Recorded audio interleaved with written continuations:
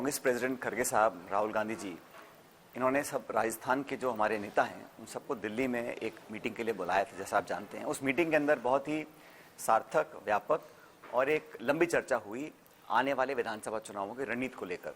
किस प्रकार कांग्रेस पार्टी की सरकार को, संगठन को, नेताओं को मिलकर एकजुटता से चुनाव लड़ना है और चुनाव जीतना है।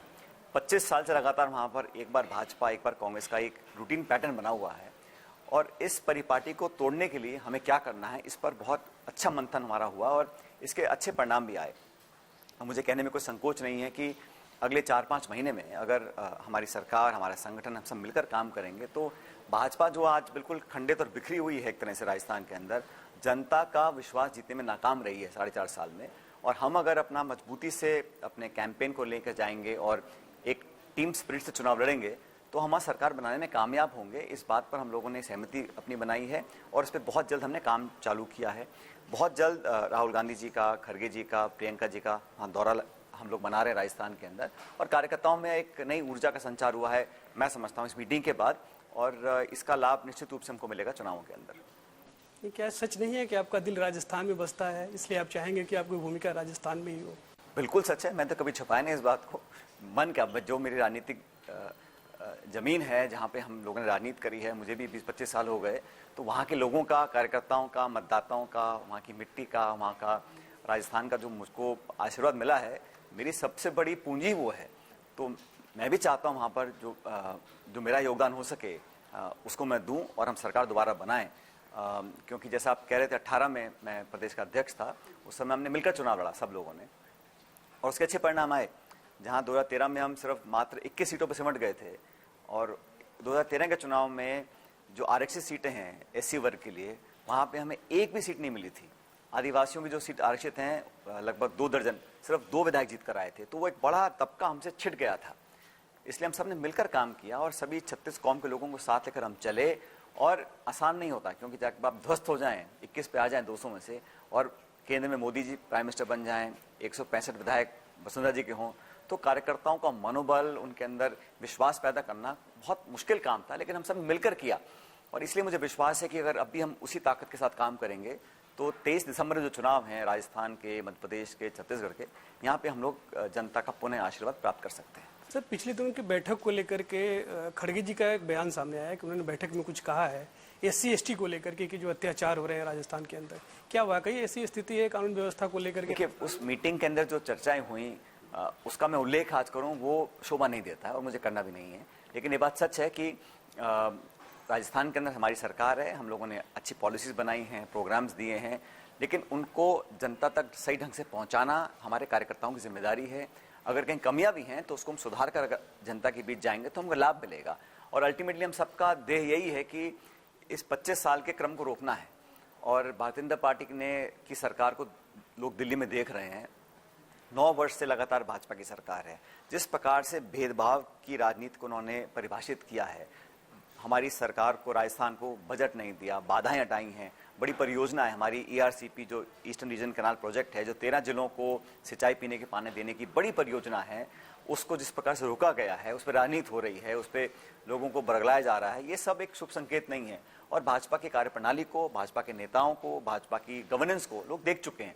इसलिए राजस्थान के लोग चाहते हैं कि यहाँ पर दोबारा सरकार कांग्रेस पार्टी की बने, और लेकिन मतदाता तक वर्कर पहुंचे और वो तन मन धन लगा के, जैसे 18 में लोगों ने जी जान लगा के वहाँ पे काम किया, बूथ पर अड़े रहे और भाजपा को हमने पराजित किया, उसी प्रकार की रणनीति, उसी प्रकार की ऊर्जा और उसी मनोबल से हम लोगों को जाना पड़ेगा चुनाव के अंदर, तब हम चुनाव जीतेंगे।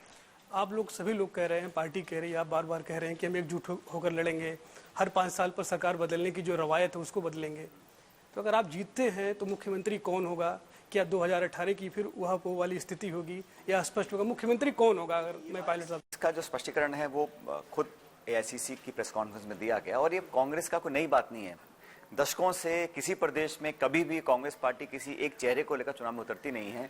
18 में मैं प्रदेश अध्यक्ष था, लेकिन हम सब मिलकर चुनाव लड़े थे। बाद में जो निर्णय पार्टी ने लिया आदि वो सब सबके सामने है, लेकिन भविष्य में क्या होगा ये बड़ा स्पष्ट है कि हम मिलकर चुनाव लड़ेंगे और चुनाव जीतने के बाद ये तय किया जाएगा कि किसको मौका दिया जाएगा, किसको नहीं दिया जाएगा। लेकिन महत्वपूर्ण ये नहीं, महत्वपूर्ण ये है कि हम चुनाव जीतें कैसे, क्योंकि आप जानते हैं 24 का लोकसभा चुनाव भी चंद महीने बाद है, इसलिए राजस्थान का चुनाव जीतना मैं समझता हूँ बहुत महत्वपूर्ण है और इसको जीतने के लिए पूरी ताकत हम लोग लगाएंगे। बीजेपी अक्सर देखा गया कि विधानसभा चुनाव भी प्रधानमंत्री नरेंद्र मोदी के नाम पर लड़ती है, तो उसके बरक्स कोई चेहरा आपके पास अगर रहेगा? तो बीजेपी ने लड़ा था मोदी जी के नाम पे चुनाव, हिमाचल प्रदेश में क्या परिणाम आए, कर्नाटक में लड़ा था क्या परिणाम आए, तो ऐसा नहीं है। और 18 में भी चुनाव उन्हीं के नाम पर लड़ा गया था, राजस्थान, मध्य प्रदेश, छत्तीसगढ़ में।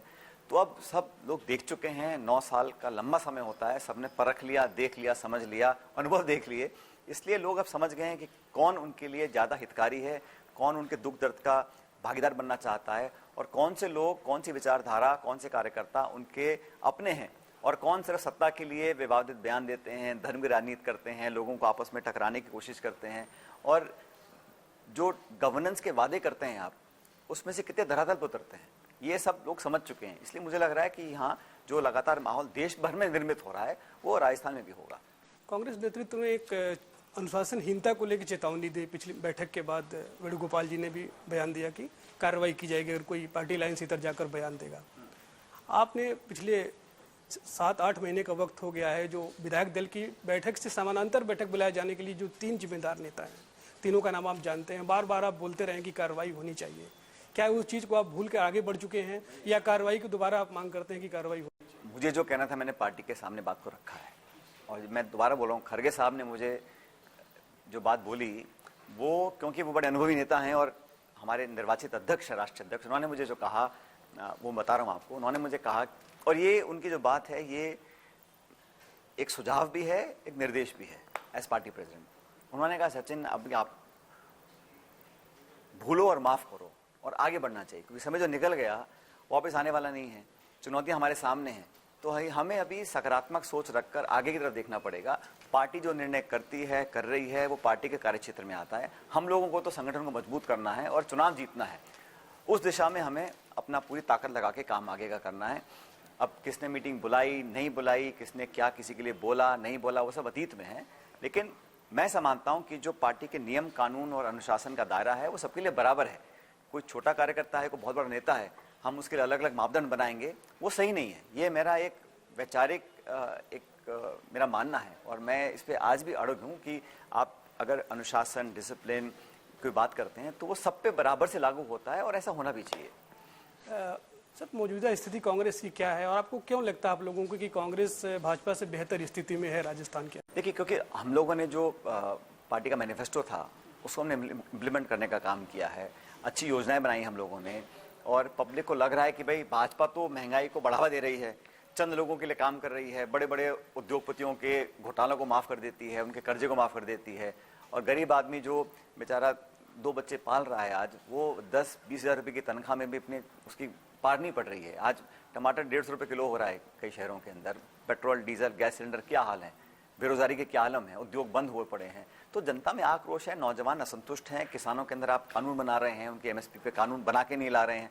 तो तमाम तरह का जो प्रोपेगेंडा भाजपा करती है, जो मीडिया में दिखता है, उससे सिचुएशन जो धरातल पर वो अलग है, और जो व्यक्ति वो जीवन जी रहा है वो जानता है। लोग शायद बोले ना, लेकिन जहन में एक बात उठ रही है, और कर्नाटक के चुनाव इस बात का प्रतीक है। डबल इंजन सरकार का इन्होंने भाषण दिया, कितना उन्होंने प्रचार किया, परिणाम क्या है। इसलिए ये बदलाव का माहौल पूरे देश में बन रहा है, विपक्ष के सभी दल मिलकर काम कर रहे हैं। और ये कहना गलत है कि विपक्षी पार्टियां सिर्फ अपने मतभेद बुलाकर किसी को पराजित करने के लिए सामने आ रही, नहीं, वो देश को एक बेहतर विकल्प, एक बेहतर ब्लूप्रिंट देने की हम लोग कवायद कर रहे हैं कि हम लोग एक बेहतर देश का नेतृत्व कर सकते हैं। हमारी कार्य योजना ये है, हम लोगों की प्रायोरिटीज ये हैं, ये व्यक्ति विशेष की बात नहीं है। और ये जहां भाजपा का नेतृत्व बोलता है कि साहब ये कल तक गाली दे रहे थे, आज ये इकट्ठे हो गए हैं हमको हराने के लिए, ऐसा नहीं है। भारतीय जनता पार्टी के जो साथी थे छोड़ के वो उनको भागे हैं, चाहे अकाली दल हो, चाहे नीतीश कुमार जी हो, चाहे शिवसेना। तो ये कहना कि हमारा अलायंस अच्छा है, आपका नहीं है, हम फ्री में खाना पानी देंगे तो वो रेवड़ी नहीं है, आप दोगे तो रेवड़ी है, हम करेंगे तो गवर्नेंस है, आप करोगे तो छल कपट है, ऐसा थोड़ी ना होता है।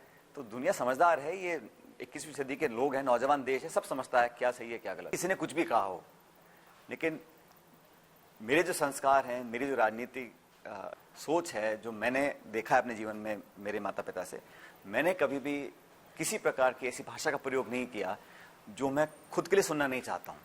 तो शब्द, शब्दावली और टिप्पणियां बहुत सोच समझ के करनी चाहिए। और मैंने हमेशा से ही एक अपने आप को सीमा में रखकर काम किया है। मैं जो कहता हूँ बेबाकी से बोलता हूँ, लेकिन मैं ऐसे शब्दों का प्रयोग कभी नहीं करता जो बाद में मुझे उसका रिग्रेट हो। इसलिए मेरा सबसे संबंध मधुर है।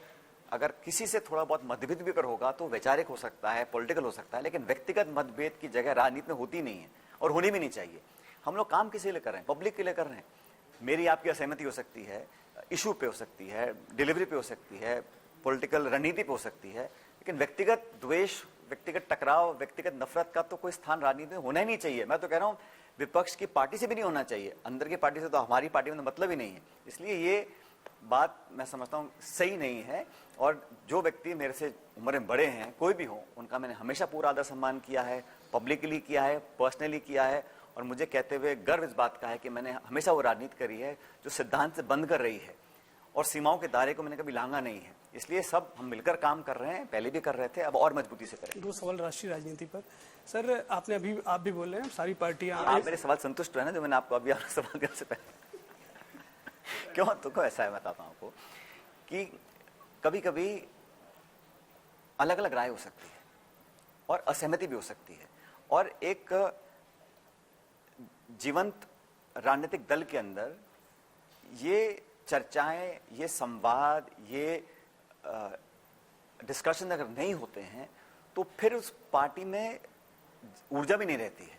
और किसी का विरोध हम लोग इसलिए नहीं करते हैं कि आपको मेरी शक्ल पसंद नहीं है, मुझे आपका शक्ल पसंद नहीं है। किसी से भी अगर असहमति होती है या मतभेद होते हैं तो इशू बेस्ड होते हैं। अगर इशू रिजॉल्व हो जाते हैं तो फिर अनबन का मतलब ही नहीं है। और जहाँ तक आपने गहलोत साहब की बात करी, अशोक गहलोत जी उम्र में मेरे से बड़े हैं, मेरे से ज़्यादा अनुभव उनको है, एक बड़ी जिम्मेदारी उनके कंधों पर है। और जब मैं अध्यक्ष था तो मैंने ये कोशिश करी कि मैं सबको साथ लेकर चलूं। और मुझे लगता है आज वो मुख्यमंत्री हैं, वो भी ये कोशिश कर रहे हैं कि हम सबको साथ लेकर चलें। अगर कहीं थोड़ा आगे पीछे है भी तो मुझे लगता नहीं कि वो बहुत बड़ा इशू है, क्योंकि पार्टी और पब्लिक बहुत ज़्यादा महत्वपूर्ण है इंडिविजुअल से। इस बात को मैं भी समझता हूँ, वो भी समझता हूँ।